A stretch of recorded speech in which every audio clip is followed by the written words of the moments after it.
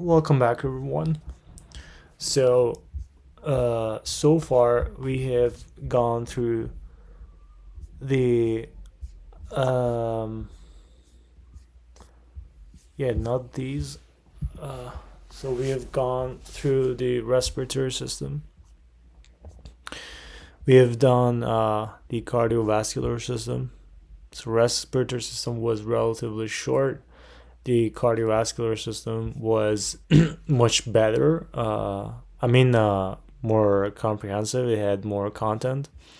We also did go through the immune system as well as the digestive system.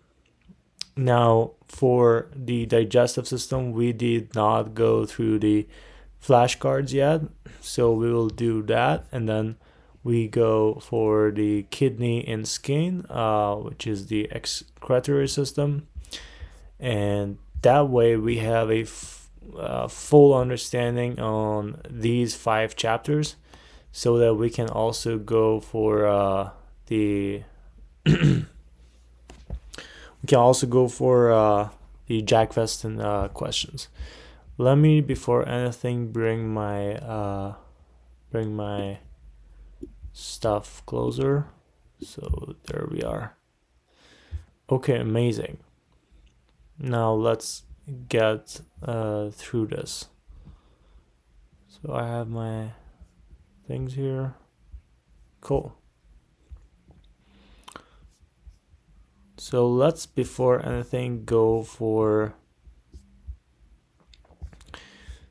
the digestive system flashcards. Here it is. Okay. So the stomach this is a review card. The stomach has 4 parts. There is the fundus, that is the beginning, the start section, the first section of the stomach. Then we have the body, and then the antrum, and then the pylorus. So that is completely right. Now the enzyme pepsin chemically breaks down proteins. We know that is a special feature of the stomach and pepsin. There's this whole pathway for pepsinogen and pepsin and chymotrypsin and trypsinogen and pro carboxylase, whatever. We will definitely review those and have a full control on this subject matter. Now, the next concept is, after processing in the stomach, food particles are now called. So when you process them in the stomach, the food particles are now called bolus. Yes, sorry, chyme. Oh shit. So bolus is what the food is turned into after it goes through your mouth and it's ready to go through pharynx and esophagus. But when after it is processed in the stomach, it's called the chyme. Now, chyme exits through the pyloric sphincter and enters the duodenum.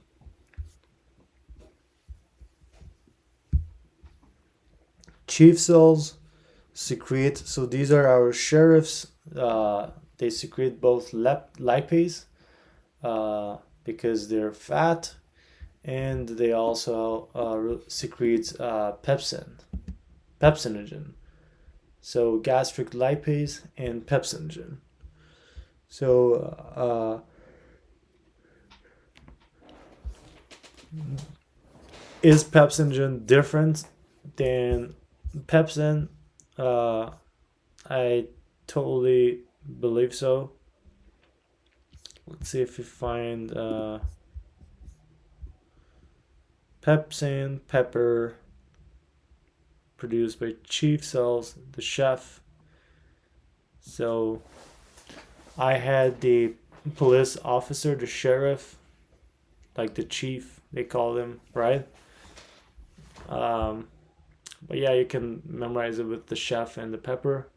But you have to imagine that your chef is also a fat guy, because you want to memorize the gastric lipase with it as well. So yeah, I'll still do this. Parietal cells, they secrete, we know, hydrochloric acid, HCl. They're like the parent that want to clean the floor, so they will be secreting hydrochloric acid, and I believe gastrin, intrinsic factor, my bad. Gastrin is really secreted by another type of cell. It will be probably the next one. It's G cell. So G comes with gastrin. But HCl and intrinsic factor. So intrinsic factor is useful for vitamin B12 absorption. And how it does it, I don't know. We will figure that out.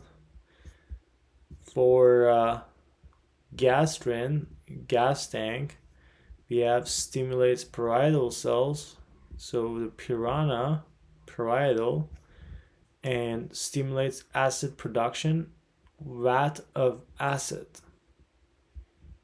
I don't know what's a vat, but gastrin, and we know it's a gas tank here.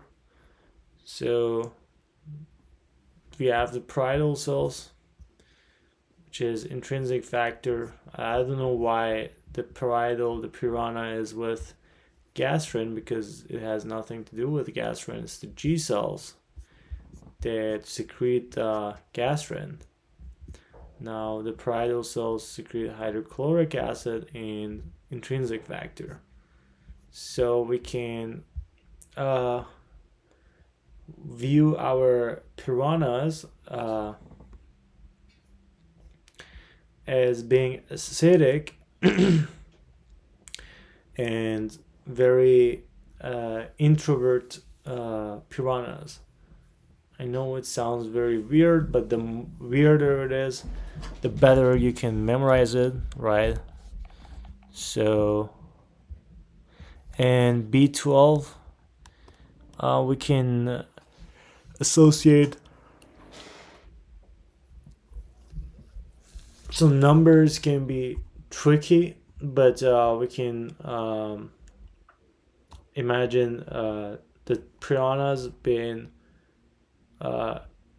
in introverts, and they are twin introverts, so it's 12. Well, we have vitamin B2 as well, but 12, 2 elves, so 2 elves and 2 piranhas being introverts together. So yeah, that should be good enough for now. So let me edit.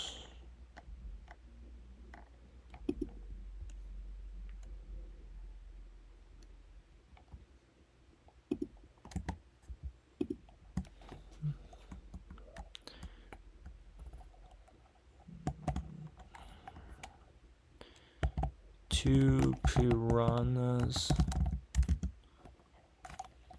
being introverts with 2 elves. B12. Piranhas, parietal cells, introverts, intrinsic factors, and 2 acidic HCl piranhas, parietal cells, something like that. Cool. What is a brush border enzyme that breaks apart amino acids? It should be a peptidase, and it's an aminopeptidase. So when it has the amino, it actually breaks down the amino acids. It breaks apart the amino acids. But the other peptidases, like enteropeptidase, they do not do this. So we need to keep that in mind. I definitely want to watch this YouTube link as well. So Previously, we discussed the small intestine, and we said that in the small intestine we have digestion and absorption taking place. So we break down the many macromolecules into their constituent units, and then the enterocytes, the cells of the small intestine, absorb those nutrients and transport those nutrients into the bloodstream and into our lymph system of our body. Now, in this lecture, we're going to focus on the proteolytic digestive enzymes that are produced by the small intestine as well as by the pancreas. And we're also going to discuss several important hormones that basically stimulate the process of digestion that are released by the small intestine. So, let's begin with the proteolytic digestive enzymes of the small intestine. So, as soon as our acidic chyme actually leaves the stomach and enters our small intestine, it stimulates the small intestine to secrete specialized proteolytic enzymes. So, two categories are disaccharidases and peptidases. And both of these proteolytic enzymes are found at the brush border, at the villi of our small intestine. So, disaccharidases are those proteolytic digestive enzymes that break down our disaccharides, so sugars that consist of two individual monomers. So, three important types of disaccharidases that you should be familiar with is maltase, which breaks down maltose. We have sucrase, which breaks down sucrose, and we have lactase, which breaks down lactose.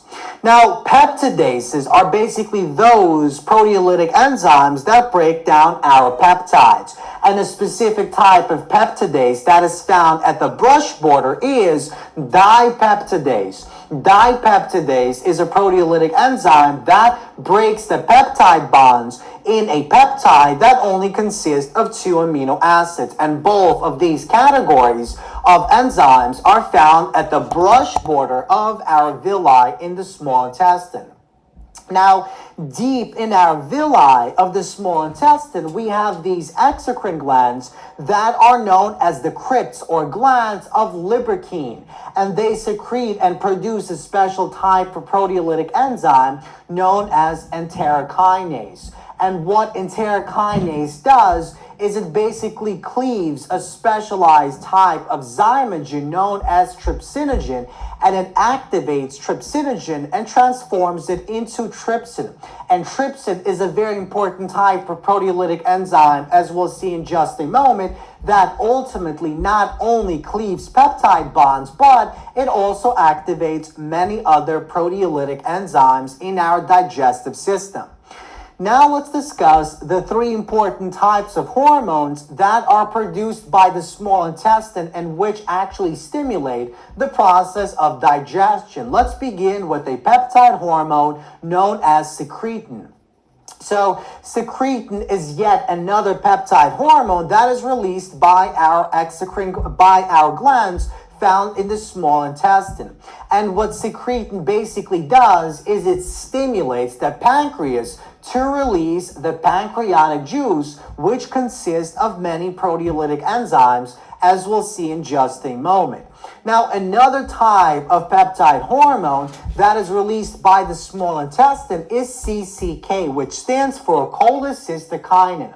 Now, cholecystokinin is a peptide hormone that doesn't only stimulate the pancreas to release the pancreatic juice, but it also stimulates the liver to produce the bile that is necessary to emulsify our fat, to break down the surface area of the fat, to increase the surface area of the fat, and to allow the lipase, the proteolytic enzymes, to break down that fat efficiently and effectively. And finally, we have another hormone that is involved in the breakdown of fat. This is known as enterogastrone. So this is our hormone that is stimulated by the presence of fat and lipids inside the small intestine. And what enterogastrone does is it basically causes a decrease in the movement of the chyme along our small intestine, and that gives the lipase and other proteolytic enzymes more time to break down the macromolecules, especially the fats and lipids found inside the small intestine. So these are the different types of proteolytic enzymes produced by the small intestine, and these are the hormones produced by the small intestine. Now, let's move on to the pancreas. So the pancreas is basically an accessory gland that produces specialized proteolytic enzymes that are needed in digestion. So we have this combination of proteolytic enzymes as well as a solution of bicarbonate that forms the pancreatic juice. And when stimulated, the pancreas releases the pancreatic juice into the pancreatic duct, which basically connects with the common bile duct, and this combination of bile and the pancreatic juice empties into the small intestine. So the question is, what is the purpose of bicarbonate? So bicarbonate is that molecule that ultimately neutralizes the acidity that comes along with the chyme that comes from our stomach.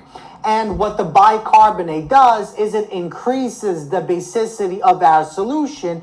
It gives our solution inside the lumen of the small intestine a pH of about 8.5.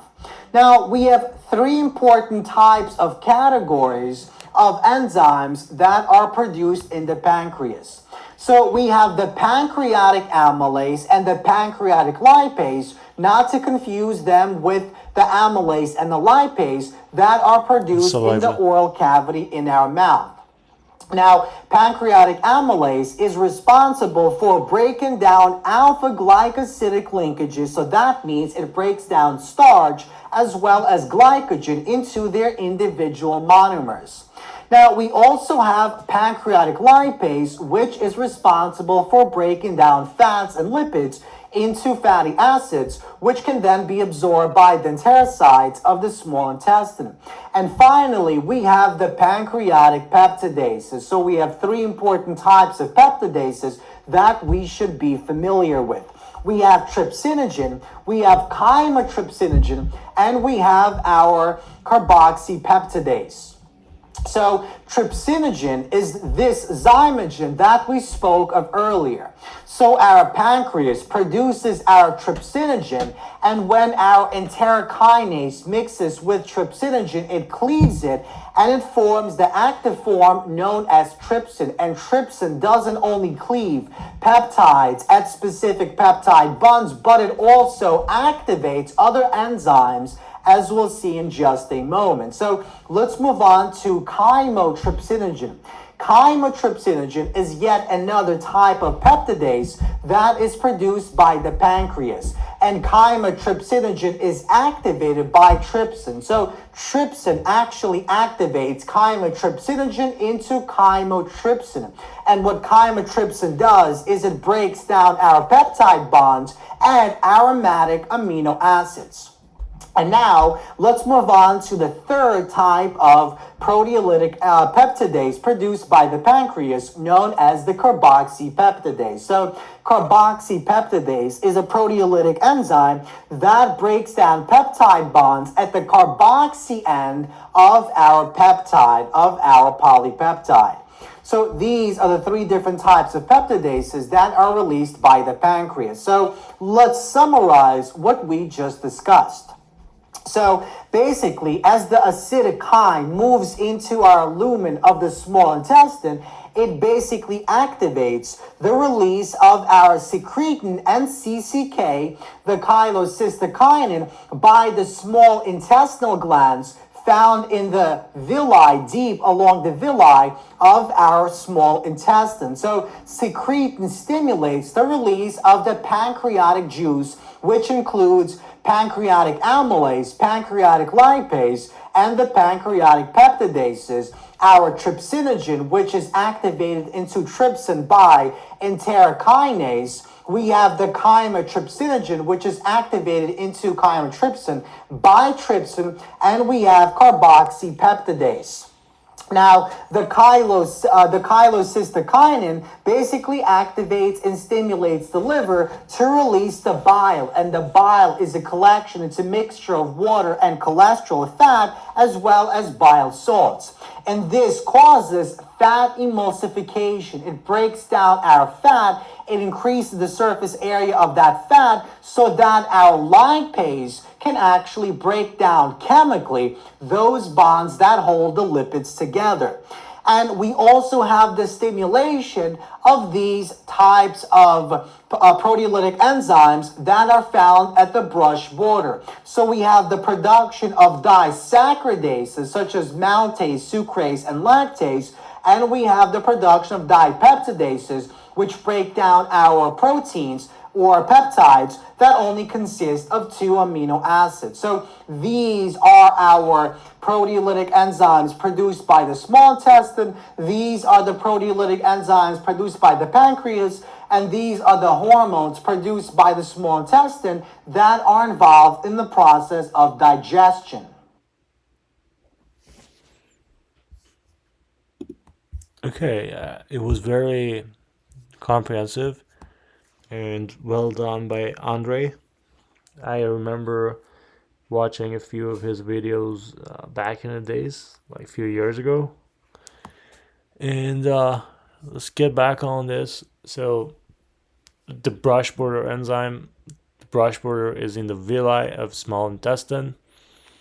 And we know that small intestine is known for doing the, especially duodenum is known for doing the main chemical digestion, and then the absorption is done by the jejunum and ileum.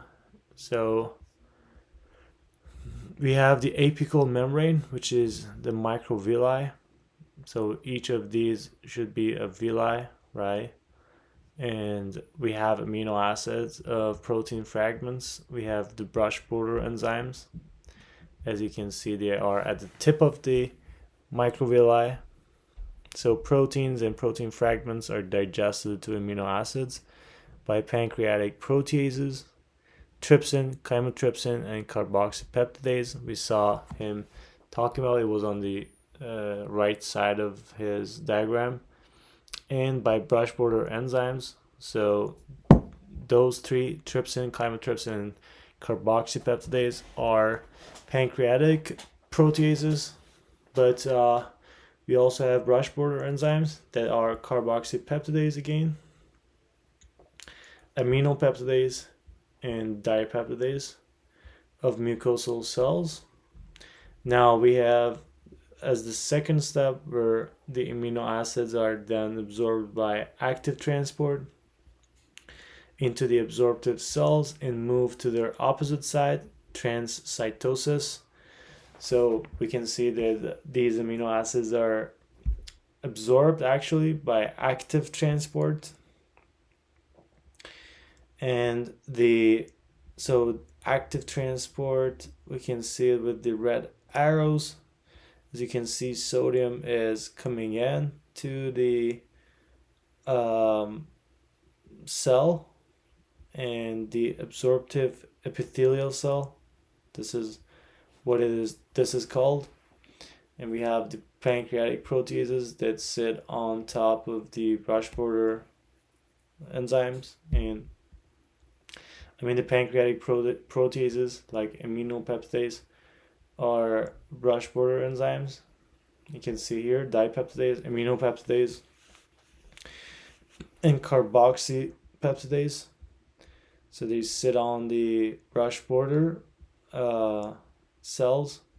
These brush border absorptive epithelial cells then, through active transport, bring in the amino acids of proteins, but individually, like these amino acids, you can see them going one by one.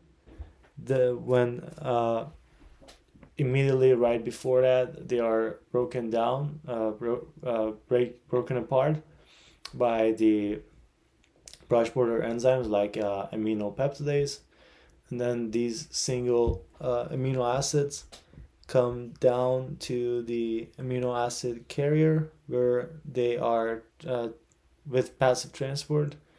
Uh, they are taken to the capillaries, and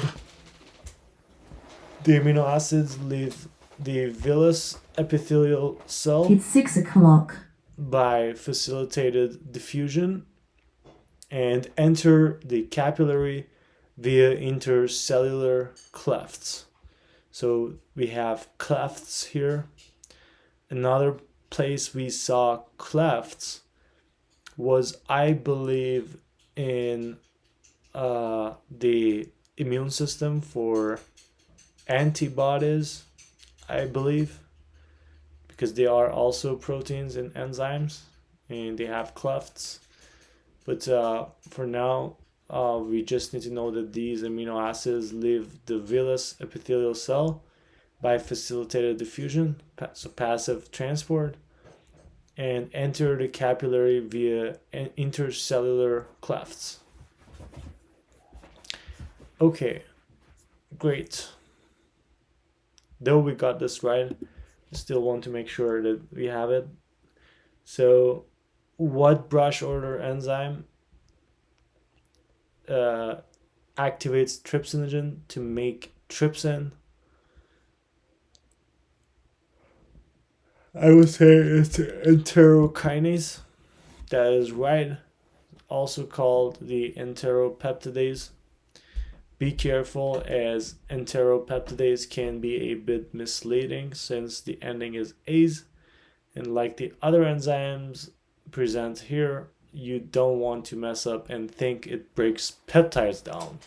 Instead, it breaks down trypsinogen inactive into trypsin active, which goes on to cleave other inactive enzymes like carboxypeptidase, chymotrypsinogen, and etc. into their respective active forms. We had here the comparisons that needed. We also have enteropeptidase meat cleaver equals cleaved to activate, and we have tripwire trypsin. So there is a tripwire trypsin and then cleaved to activate meat cleaver. I didn't know there was such a thing called the meat cleaver, but here we have it.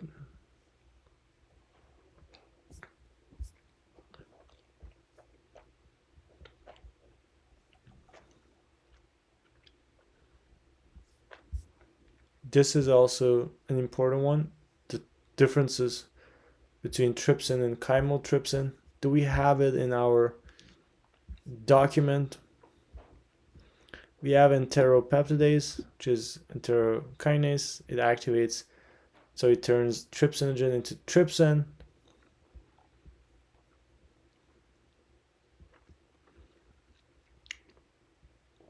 So enteropeptidase also activates procarboxypeptidase into carboxypeptidase. So we have it here. So this active trypsin goes on to cleave other inactive enzymes like carboxypeptidase, chymotrypsinogen, and stuff like that. You can see here. So the auto activation is something unique to trypsinogen. So this trypsin amplifies the process itself. I don't know what is TAP. But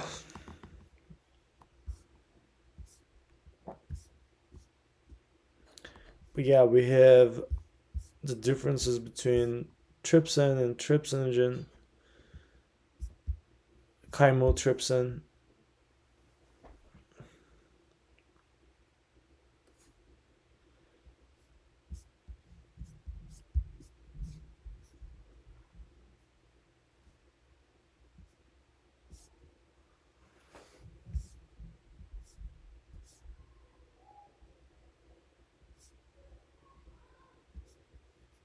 You have trypsin, chymotrypsinogen, procarboxyl peptidases A and B, chymotrypsin. Okay, then it's absorbed into the capillaries and then goes to liver. These free amino acids. So yeah, we have a better picture even today after yesterday. So let's continue here. Mechanical digestion is physical breakdown of food, physical breakdown of large food molecules into smaller particles. This one is relatively easy, so we can just put easy on this. Chemical digestion is breaking the chemical bonds. So it's the enzymatic cleavage of chemical bonds such as the peptide bonds of proteins or the glycosidic bonds of starches. So for starches, you can cleave the glycosidic bonds of starches, and for proteins, it's the peptide bonds.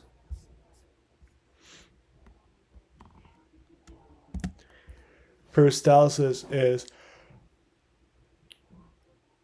the contraction and relaxation of muscles that do what?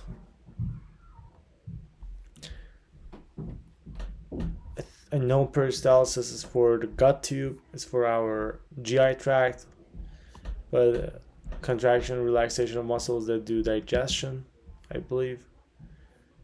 That propel food down the gut tube. So we have muscles, specific muscles, and peristalsis is the movement for for those muscles. So the contraction and relaxation of the muscles that propel food down the gut tube. It's a series of involuntary wave-like muscle contractions. So we expect these muscles to be smooth muscles, right?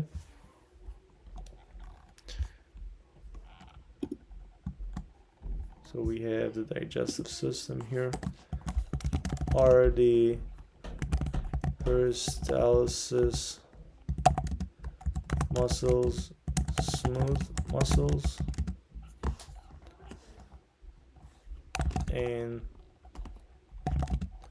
the gut tube, is gut tube the same as GI tract?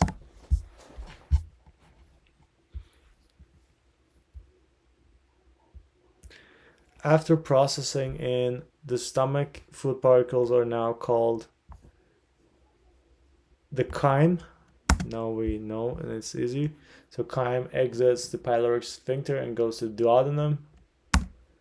The oral cavity is where salivary amylase and lipase start breaking down food. So amylase is for salivary amylase is for sugars, carbohydrates, and lipase is for fatty acids. So they start the chemical digestion of food, and mastication breaks down. Mastication is literally the physical digestion of large particles to smaller pieces, formed into a bolus and swallowed. The oral cavity contains two kinds of salivary glands. We have the parotid and buccal. Parotid secretes fluid. So what's the difference between parotid? Let's actually look at this picture. We have an opening of submandibular Wharton's duct. I believe there is a Wharton's disease that's related to like under our tongue. We have the sublingual gland. We have the accessory parotid gland. We have the parotid gland at the back here. And we have the submandibular gland again. Sorry, this was the sublingual gland, and this is the submandibular gland. And we have a submandibular Wharton's duct. So this is the duct, and this is the opening of the duct. And I don't see the buccal gland, but however, so amylase produced in saliva, drooling, breakdown of starch as bread, and falling sugar packets. It's the glycogen breakdown. And we have lips as lipase and breaks down fats, butter knife cutting fat, and produced in saliva, drool. Yeah, this one should do the job. I mean, it's easier for me having the science background. And we have the parotid and buccal still. Parotid secretes fluid containing enzyme that breaks down carbohydrates, but buccal secretes mucus, which coats the food to prevent it from damaging the digestive tract. So I believe we wrote it somewhere here. Let's see. 2 types of salivary glands. Parotid secrete fluid with enzymes breaking carbs. Yes. And buccal secretes mucus coating food for GI tract protection. Cool. The chief cells secrete again pepsinogen and gastric lipase. Perfect. The pharynx connects the mouth to esophagus. The epiglottis prevents food. We're familiar with this, so this is easy. What cells produced by carbonate-rich mucus to protect stomach wall from acid? These cells are mucociliary escalators, mucus cells. So we can ask if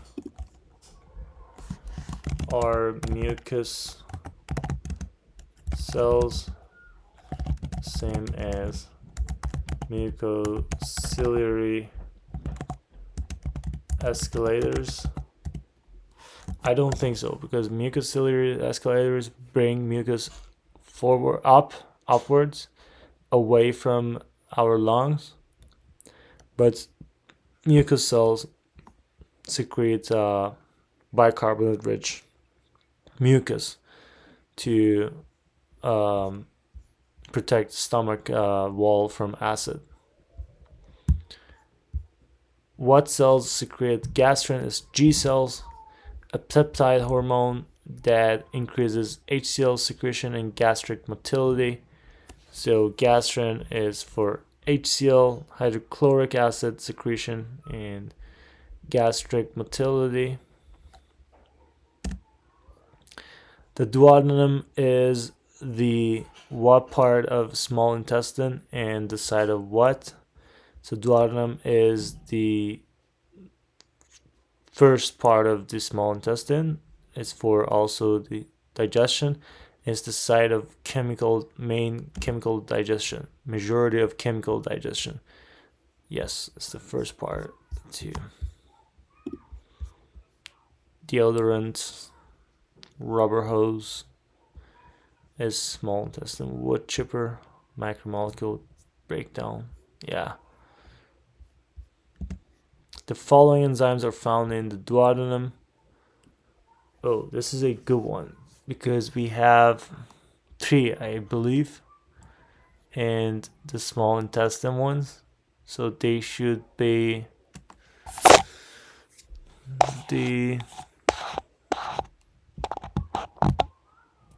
I believe these are also the pancreatic enzymes that come, but we can double check. So it should be the infamous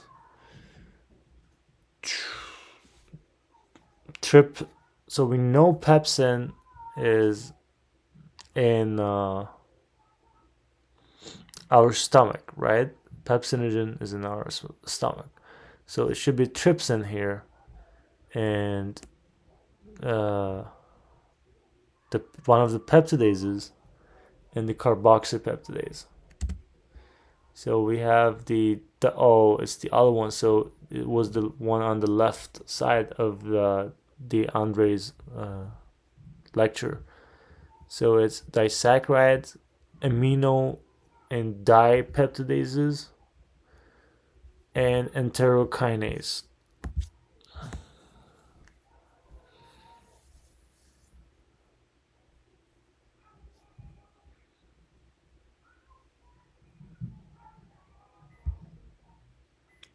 We have the parietal cells, which secretes.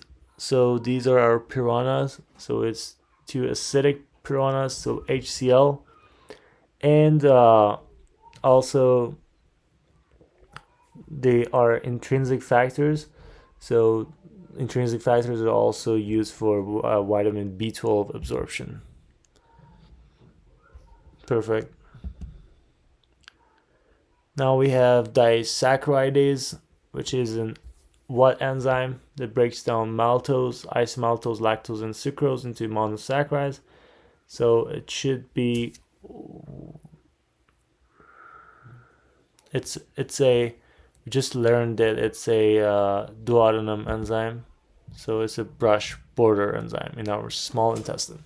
So anytime you're in duodenum, small intestine, we're talking about brush border. And maltose is, so what maltase does, it breaks down maltose into glucose and glucose, MGG. We have the SGF, which is sucrose into glucose and fructose. And we have the lactose, which is GLGL. It's galactose and glucose.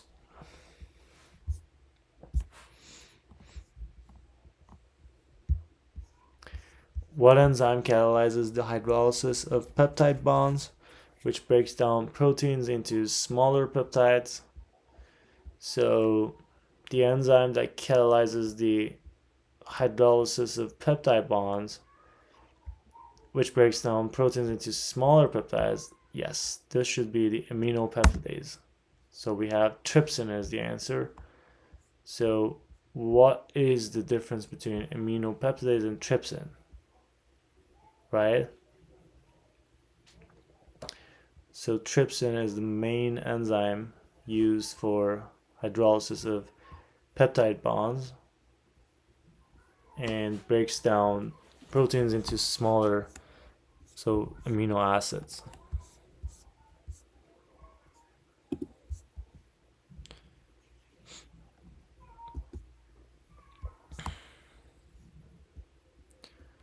So what is the difference between aminopeptidase and trypsin?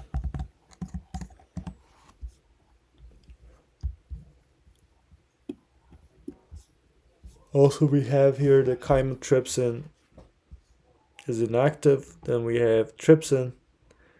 Then the chymotrypsinogen, when trypsin helps to turn the inactive form of chymotrypsinogen into the active form of chymotrypsin.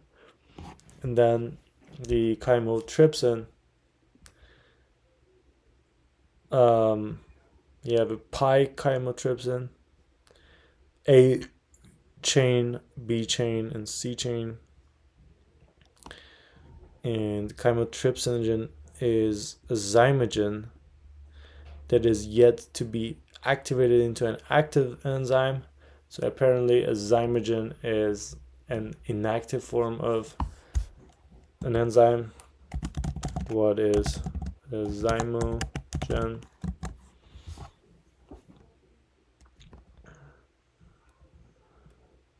After cleavage of peptide bonds, the inactive form is not in a fully active form with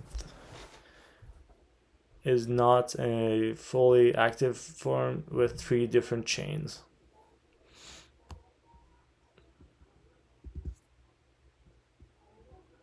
Cool. That's what are hormones in the duodenum that stimulate the release of pancreatic juices and bile, which aid in digestion. So the pancreatic juices and bile, what hormones in duodenum stimulate the secretion of those? And secretin and CCK, cholecystokinin. So we have secretin for bicarbonate HCO3. We have CCK for digestive enzymes. And then we have both of them together as pancreatic juice, which then is secreted into the duodenum. We have secretin, top secret information, top secret recipe. We have deodorant, duodenum. We have the baking soda to clean pancreas pan. Bicarbonate release from pancreas. Baking soda, bicarbonate to clean pancreas pan. To clean the pan. Go on. So pancreas and bicarbonate and secretin. So we have the secretin here. And then we have the CCK chicken, which stimulates bile release from gallbladder. It's a green liquid from grass mower, which equals bile. And then we have golf balls, which equals gallbladder. And then we have stimulates pancreatic secretions, liquid spilling from pancreas pan, and then deodorant, the duodenum. So CCK with the pancreas, and then with gallbladder, bile. So secretin is for the bicarbonate, stimulate the release of pancreatic juices, and CCK is for with bile.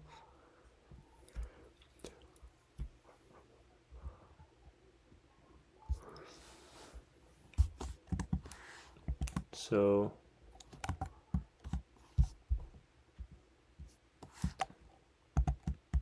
is the combination of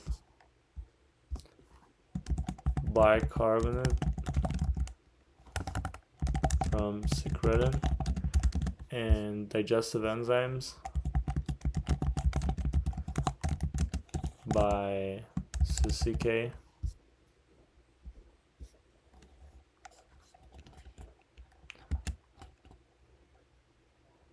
is the combination of these two equal to pancreatic juices.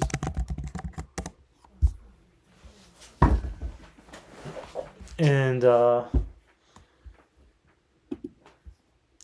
what hormone stimulates the release of pancreatic juices and slows motility? So I believe the hormone that stimulates the release of pancreatic juices and slows down motility is secretin. The components of pancreatic juice are water, alkaline bicarbonate, and digestive enzymes. So water, alkaline bicarbonate, and digestive enzyme. Why does the bicarbonate have to be alkaline? Why does the bicarbonate from pancreas has to be alkaline? And what does that even mean? Is it basic?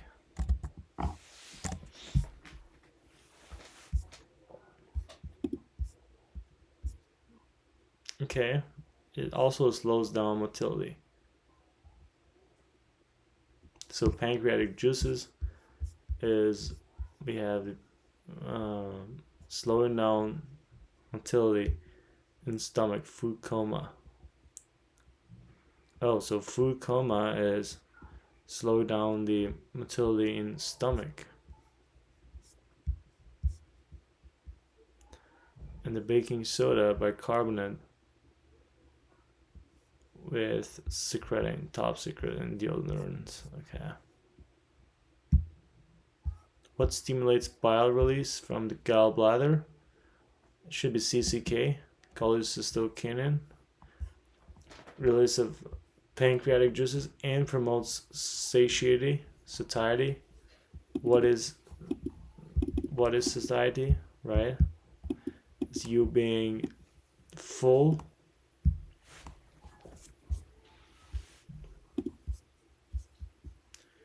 Yeah, so you got food coma, belly, slows motility.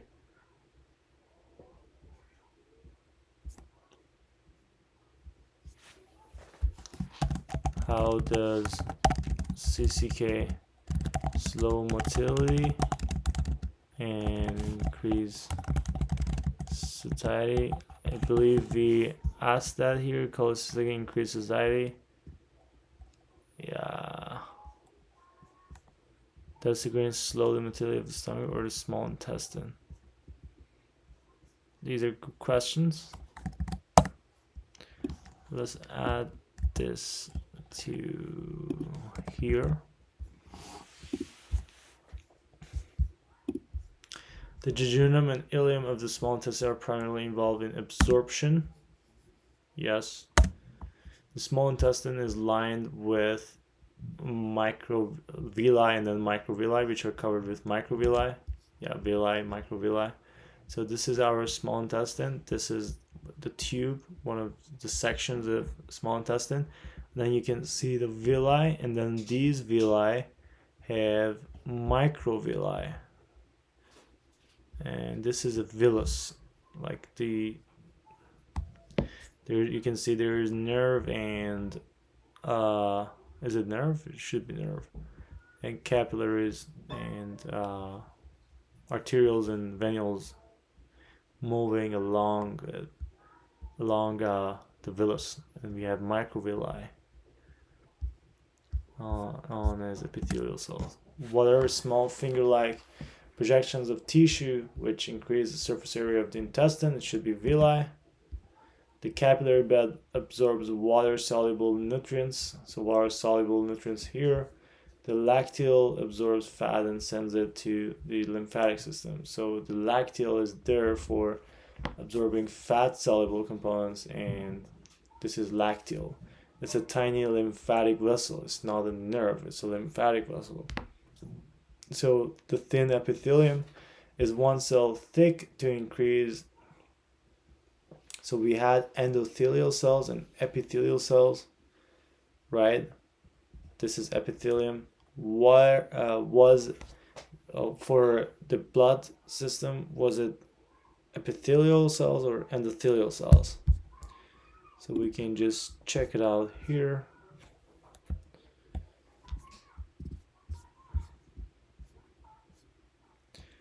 We have endothelial wall. So you can see for capillaries it's called endothelial, but for the digestive system it is called the epithelial cell for the microvilli. And this is a longitudinal section through a villus. Microvilli increase surface area for absorption, and lacteal, tiny lymphatic vessels. So these are tiny lymphatic vessels. They absorb fatty acids and glycerol, and we have blood capillaries that absorb glucose and amino acids. So the lacteal absorbs fat and sends it to the lymphatic system.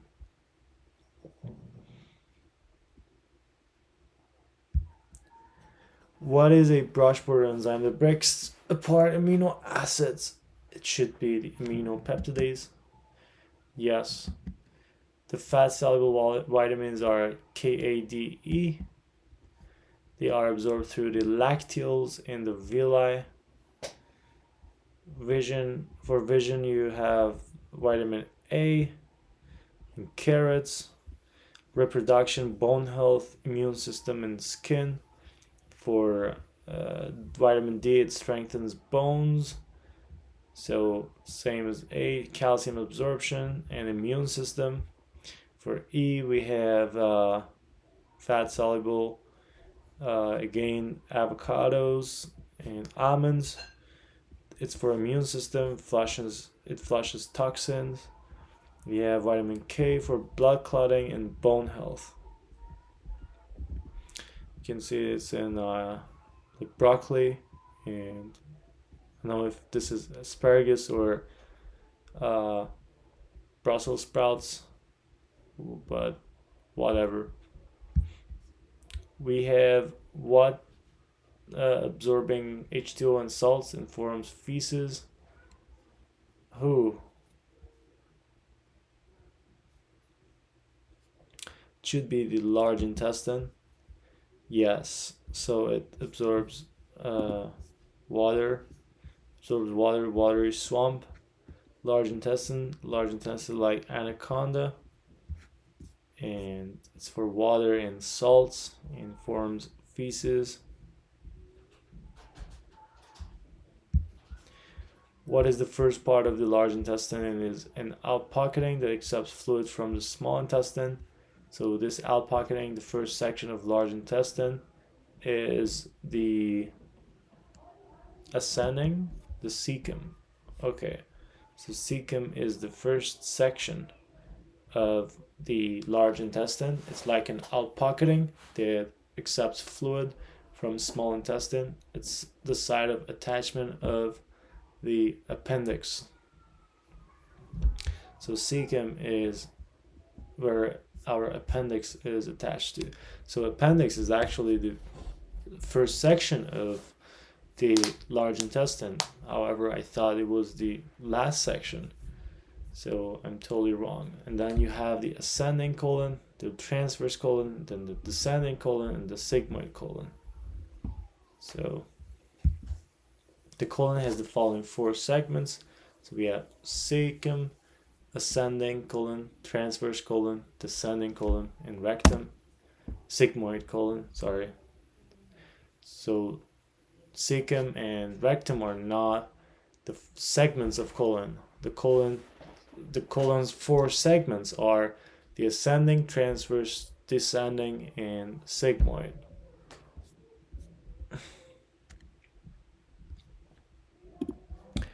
What is a community of microorganisms that live in the digestive tracts?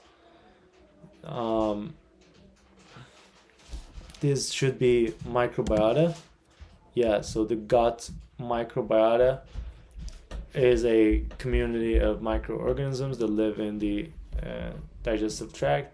These microorganisms produce vitamin K and biotin, vitamin B7. That's interesting, I didn't know that. We need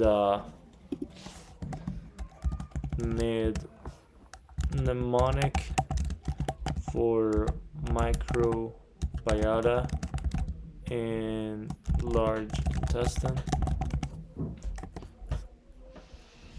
Intestinal flora affects your health. The microbes that live inside your intestines influence your health in beneficial and harmful ways. So we have immunity, providing a physical barrier to invasive microbes. Our gut flora enhances the functionality of the immune system. Vitamins, bacteria in the gut plays a direct role in the synthesis of vitamins B and K.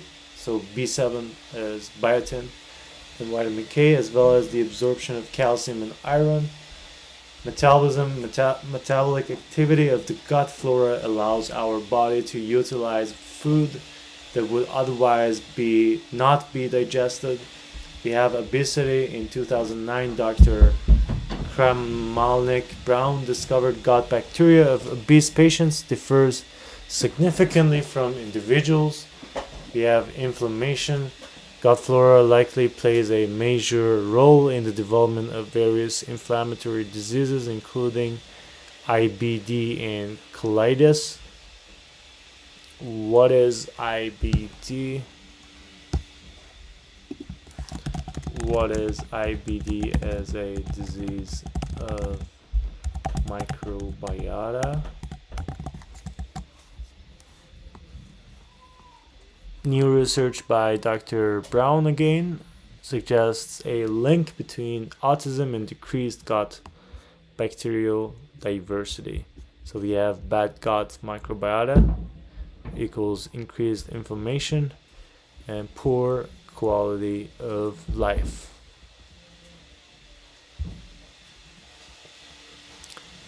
What is a brush border enzyme that activates trypsinogen to make trypsin?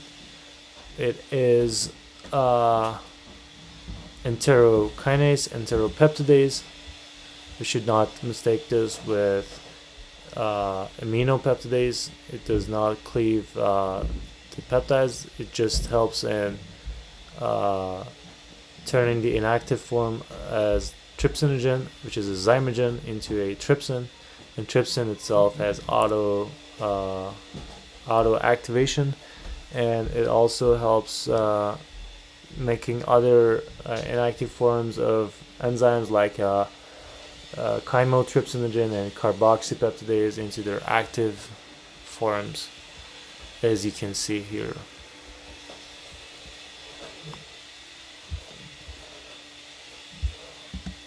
The GI tract originates from what germ layer?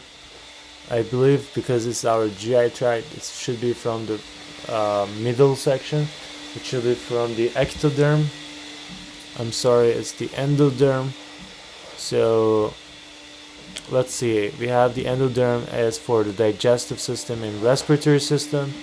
We have the mesoderm for muscles and bones and blood cells. So the muscle and skeletal system, skeletal muscular system, and our circulatory system, blood cells, is with mesoderm, and for ectoderm we have the nervous system and the body outer covering, and so endoderm is only digestive system and respiratory system. So we have endoderm, endangered species, and we have gut tract as guts here. So digestive system and respiratory system. Peristalsis. So it's the origination that comes from, right? We're talking about origination here. Peristalsis is the contraction and relaxation of muscles that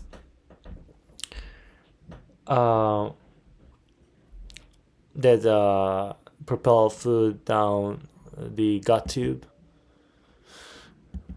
The pancreatic what cell is the functional unit of exocrine pancreas. It synthesizes, stores, and secretes digestive enzymes. It should be the pancreatic beta acinar cells.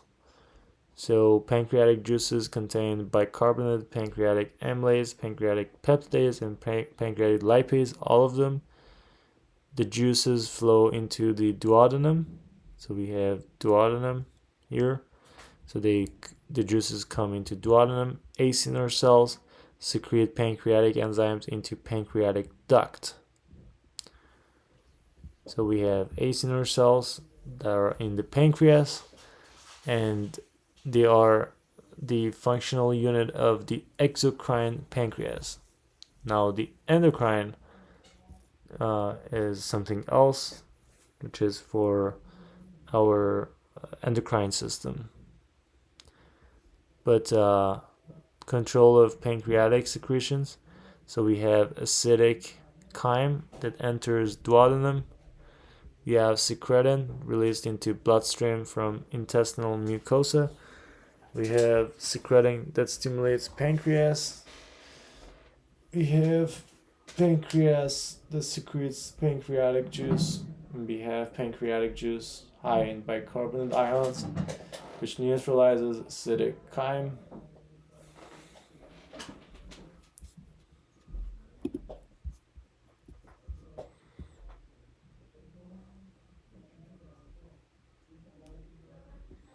We have the exocrine pancreas, outdoor exocrine pancreas, baking soda, deodorant, lipase, amylase, trypsinogen, tripping.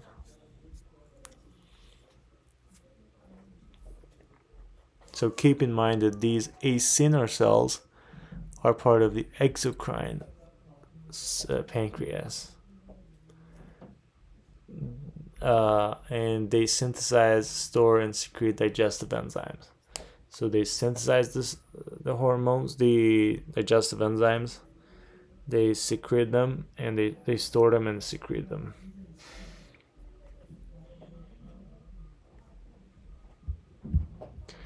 What cells produced bicarbonate-rich mucus? It's mucus cells to protect stomach wall from acid. As an endocrine gland, the pancreas secretes or excretes what to control blood sugar levels. It secretes insulin and glucagon.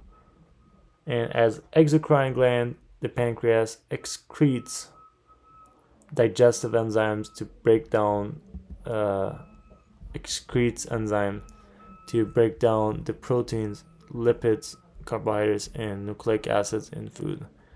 So endocrine gland secretes hormones to control blood sugar levels. So endocrine pancreatic hormones are insulin and glucagon. And insulin and glucagon are, we know they are for controlling blood sugar levels. So they are endocrine pancreatic enzymes, hormones. And you can see here that these are acinar cells, exocrine cells, secreting pancreatic enzymes into the pancreatic duct, which then goes to duodenum. You can see the common bile duct.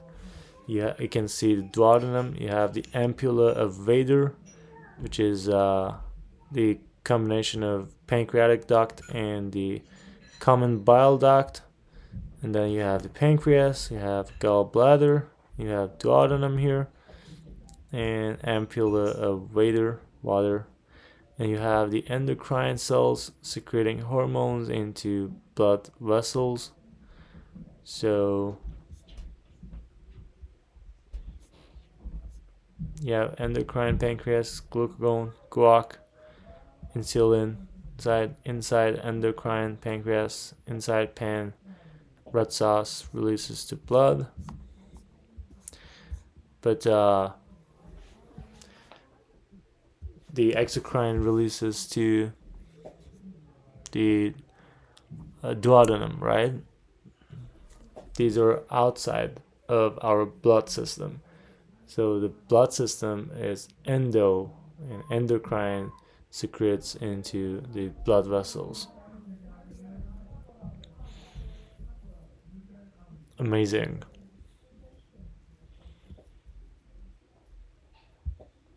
The following enzymes are found in the duodenum.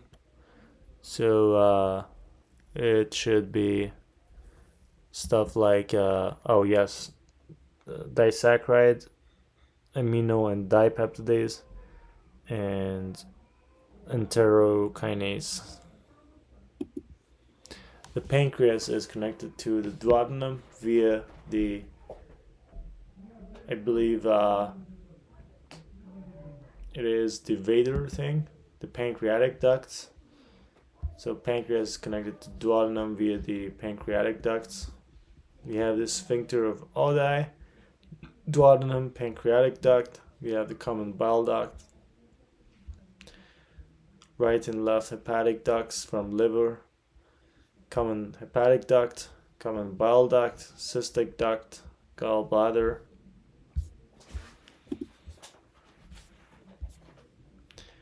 Cool. So pancreas connects to duodenum via the pancreatic duct. What synthesizes bile, albumin, and clotting factors? It's gallbladder. Okay, it's liver. So liver synthesizes bile. Gallbladder is for storing the bile. And albumin and clotting factors. Albumin is a protein, right? So it's from, for example, egg whites. And we have the clotting factors too. The amazing liver. Immunity. Phagocytes called Kupffer cells destroy pathogens like bacteria that enter the gut. We have blood that creates blood clotting factors, filtering blood of toxins, destroying old or damaged blood cells, and we have over 500 functions for the liver, which is fascinating. And we have storage by the liver, fats, proteins, glycogen, vitamins, copper, iron. We have metabolism, which creates bile, breaks down fats, proteins involved in regulation of blood glucose. And so I heard that U2 finally tied the clot. Sure did. Coagulations. So at the end of the day, we need to know that liver synthesizes bile, albumin, and clotting factors that are basically platelets, as we understood from the circulatory, the blood system. Disaccharides is a what enzyme that breaks down maltose, isomaltose, sucrose into monosaccharides. Let's say digestive enzyme, brush border enzyme. Geez. So disaccharides with amino and dipeptidase and enterokinase. These are brush border enzymes, right? In duodenum, these are brush border. Bile is made in the what and stored in the what? Bile is made in the liver and stored in gallbladder. This one we know, thank God. Liver, gallbladder, pancreas, and bile passage. And we have all these things. Cystic duct comes from gallbladder. Hepatic duct comes from the liver. The common hepatic duct is the left and right hepatic ducts together. So common hepatic duct with the cystic duct form the common bile duct. We have the bile duct, and then we have accessory pancreatic duct. We have the pancreatic duct, and we have tail of the pancreas, body of pancreas. We have head of the pancreas. We have duodenum. We have major duodenal papilla, and we have the minor duodenal papilla. So the minor duodenal papilla is from the accessory pancreatic duct, and the major duodenal papilla is from the pancreatic duct and the bile duct that attach together. Bile increases the absorption of fats. Bile is also an important part of the absorption of the fat-soluble substances, so KDE. Amazing. The hepatic portal system delivers oxygenated or deoxygenated blood to the liver, so it should bring oxygenated blood to the liver hepatic portal system to be detoxified further before it returns to the heart. So it's deoxygenated blood to the liver to be detoxified further before it returns to the heart. So this is the hepatic portal system. We have small intestine absorbing products of digestion. We have nutrient molecules travel in hepatic portal vein to liver. We have liver monitoring blood content. We have blood entering general circulation by way of hepatic veins. And then we have the inferior vena cava that has the deoxygenated blood. So the hepatic portal system delivers deoxygenated blood to the liver, the hepatic portal vein to the liver, to be detoxified further before it returns to the heart. What enzyme catalyzes the hydrolysis of peptide bonds, which breaks down proteins into smaller particles? This should be the amino peptidase, or we actually had trypsin. So for hydrolysis of peptide bonds, we have trypsin. What does pepsin do? That's also for proteins, but yeah, there should be a difference between trypsin and pepsin.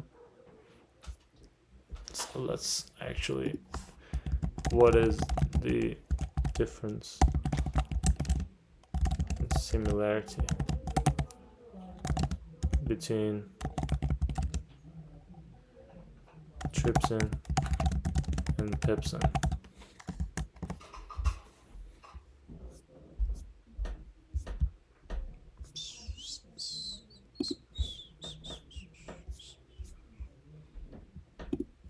What and what hormone are hormones in the duodenum that stimulate the release of pancreatic juices and bile? So in duodenum, it is secretin for pancreatic juices and CCK for bile, which aid in digestion. What stores and concentrates bile? It is the gallbladder that stores and concentrates the bile. What stimulates the gallbladder to release bile into the biliary tree? Should be CCK. Yes, cholecystokinin. CCK is released by the duodenum. So you have food. Your stretch receptors send signals to brain. So when your stomach is stretched, they send a signal to the brain from intestine and stomach, which triggers secretion of digestive juices. And then you have stomach releases gastrin, which promotes production of stomach acids. And you have intestine releasing secretin and cholecyst. So you also want to decrease the motility of the stomach and intestine by gastrin, so that it's rest and digest, so you can digest the food. And you have intestine releasing secretin and cholecystokinin, stimulating secretion of pancreatic juice and bile.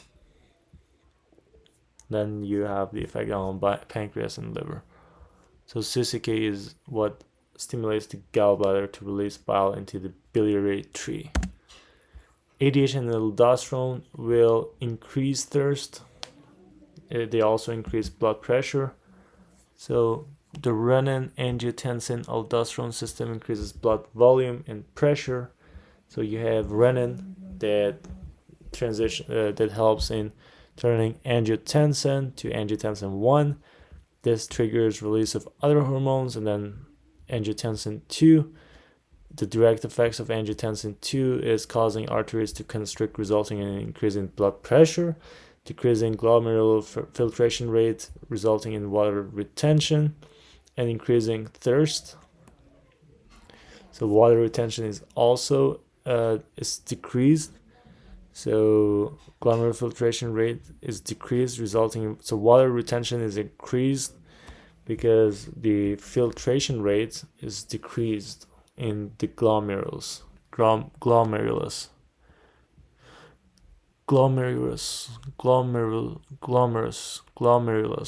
Yes, whatever. And we have ADH, which mediates insertion of aquaporins into nephron collecting duct cells. As a result, more water is reabsorbed into the blood. We know that's how ADH works. So ADH works with water reabsorption with aquaporins into the collecting duct, and this increases the blood osmolarity, or reduces it, in fact, causes arteries to constrict. And then aldosterone does the sodium reabsorption, which also brings in water with itself, so the osmolarity is not changed. It causes nephron distal tubules to reabsorb more sodium and water, so it's in the distal tubules, which increase blood volume. ADH is made in the hypothalamus and released by the posterior pituitary. Angiotensin is made by the liver. Aldosterone is produced by the adrenal glands located on top of kidneys, and renin is produced by the kidney. So angiotensin is produced by liver, and renin is produced by the kidney.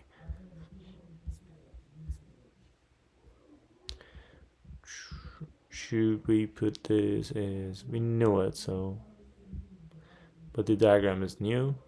It added new information for us. Just sleep on it. What hormone stimulates the release of pancreatic juices and slows motility? It should be gastrin, secretin. Still, it also slows motility, so we should know that. The components of pancreatic juice are water, alkaline bicarbonate, and digestive enzymes.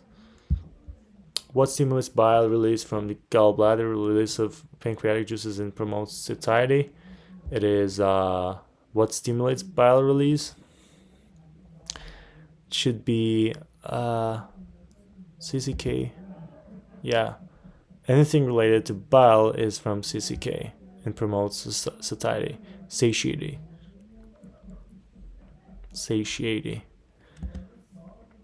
Ghrelin will increase or decrease hunger. Ghrelin will increase hunger. So ghrelin increases hunger, leptin decreases hunger. So we have the leptin and ghrelin balance here. So satiety is on the favor of leptin. Leptin is a hormone made by adipose cells, and ghrelin is produced by cells of the gastrointestinal tract, so the GI tract, and leptin by adipose cells. So we have the endoderm, ghrelin, goblin, growling stomach,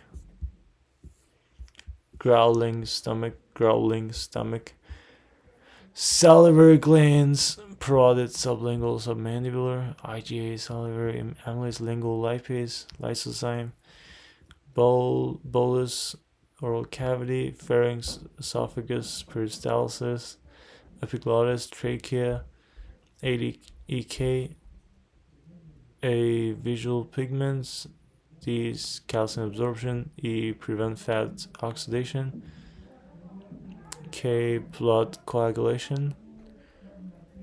Then we have the stomach here. We have cardiac sphincter, fundus, chyme, mechanical and enzymatic digestion.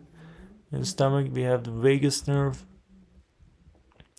We have B1, B2, B1 enzymatic decarboxylatic, B2 FAD, B3 NAD, B6 coenzyme, B12 coenzyme, C collagen synthesis. We have bile production.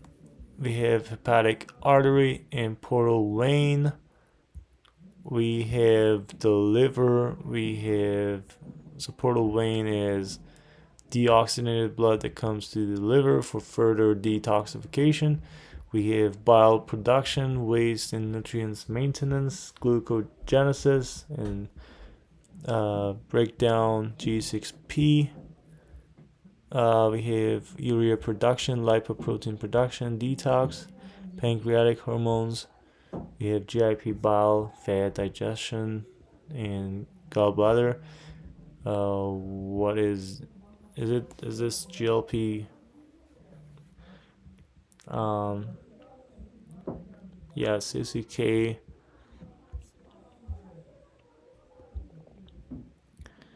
We have the intestine, large intestine absorb water, colonic bacteria, vitamin K supply. We have salivary amylase for carbs, maltase, sucrose, tylen, whatever that is. Pancreatic amylase, pepsin, carboxy, peptidase, trypsin, chymotrypsin, protease, bile fat, pancreatic lipase. Cool. What is the first part of the large intestine? It's the cecum. Leptin will decrease hunger. What is the process by which food is crushed and ground by teeth? Mastication. Keyword alert: mastication is the first stage in digestion when food is broken down and crushed by teeth in the mouth. Mastication equals chewing, then turns to chewing. Mastication demo: please help yourself to some chewing gum. Enjoy some mastication. Enzyme breaks down proteins in the stomach. What enzyme breaks down proteins is pepsin. It's in the stomach, so the difference between pepsin and trypsin should be that pepsin is in the stomach and trypsin is in the pancreatic juice. So it's 7 o'clock. Yeah, trypsin happens in intestine actually, but pepsin is in the stomach. You see here. Amazing. We have the amino terminal side peptide bonds hydrolyzed, and then you can focus more on it, and then you have the free amino acids at the end of the intestine. Interesting. Oh, what is a brush border enzyme that breaks apart dipeptides? It's dipeptidase, bound pairs of amino acids. Cool. What organ detoxifies chemicals and converts NH3 to urea? It is the kidneys, I believe. Liver. It detoxifies chemicals and converts NH3 to urea. So ammonia is detoxifying in our body, so we don't want it. Mucous cells produce what? So it's bicarbonate-rich mucus to protect stomach wall from acid. Yes. G cells secrete gastrin. Yes. Gastrin increases HCl secretion and gastric motility. Oh, so it increases gastric motility. Gastrin is like for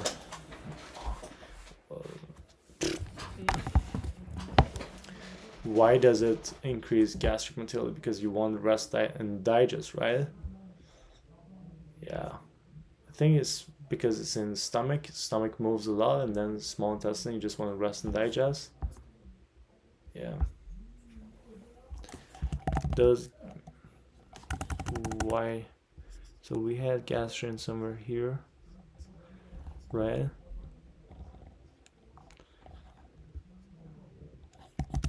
Why does gastrin increase motility?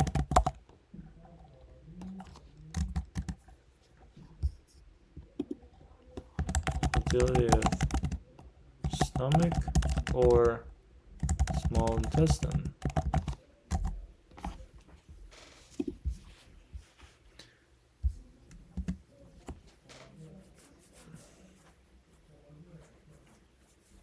The stomach has a pH of about 2 to 5. So stomach is 2 to 5, esophagus 5 to 7, duodenum is 6.8, but still we had higher numbers for duodenum because it needs like 8.5. What is the first part of small intestine and the site of the majority of chemical digestion? It's duodenum. The esophagus is under the following control. So top third is somatic control and skeletal muscles. The middle third is a mixture, skeletal muscle and smooth muscle. So it's autonomic control. And bottom third is completely smooth muscles and autonomic control. What is the contraction and relaxation of muscles that propels food down the gut tube? Is peristalsis. The following enzymes are found in the So these are the main enzymes in duodenum: disaccharidase, dipeptidase, and aminopeptidase, and enterokinase. These are from duodenum, as well as secretin, CCK, trypsinogen, enteropeptidase, trypsin, chymotrypsin, aminopeptidase, carboxypeptidase. All of these. Where's the disaccharide? I mean, it is there, don't worry. What is a community of microbiota? gut microbiota. The GI tract originates from the GI tract, the digestive system, and the respiratory system. They are from the endoderm. Now, in order to memorize this, we have the gut, the lion, and the GI tract, and the endangered species here. So we have the endangered species, the GI tract, gut, endoderm. Cool. For mesoderm, we have the bones, the skeletal and bones, so the skeletal muscle system and the cardiovascular system attached to it, right? For ectoderm, we have the neural nervous system and body outer covering, so like the skin probably, eh? The oral cavity is where salivary enzyme and what enzymes start the chemical digestion of food is the amylase and lipase.